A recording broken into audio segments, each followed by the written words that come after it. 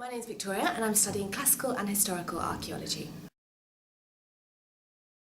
I really like the choice that I had with the course. So although I'm studying classical and historical archaeology and I do a lot of modules on the Greco-Roman world, I don't have to. So at Sheffield I've had a chance to learn ancient Greek, to take up Latin, do a little bit about death and medieval history, so it gave me the chance to personalise my degree rather than having to do a course that was just set out for me from the start.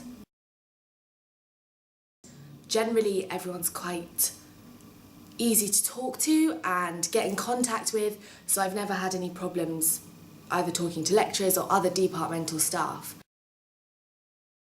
I thought originally that I was going to study classics, but then I decided that I didn't want to do something that was so literature and text-based. So I took a year out and I worked for a year, and then I had the chance to kind of look at unis more closely, go on a lot more open days, and that's how I decided to come to Sheffield.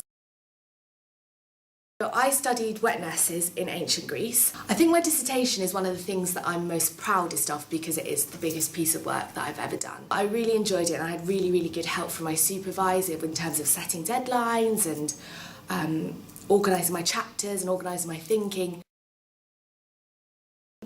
We had a module in our second year which was working specifically on community projects. So I worked with a youth theatre group and we were looking at some of the archaeological features in the woods. And actually they've now put together this archaeological trail, like an audio guide. In the first year it's compulsory to do at least 2 weeks field work.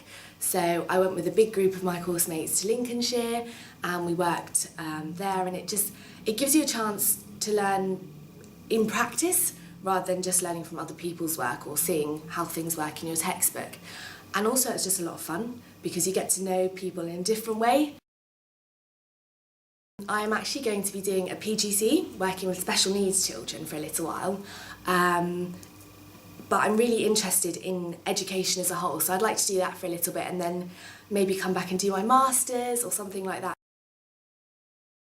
I think transferable skills is something that people say a lot and you don't really think about what it means, but having such a broad range of tasks and things to do on the course gives you a lot to talk about when you go to interviews or you think about what you want to do.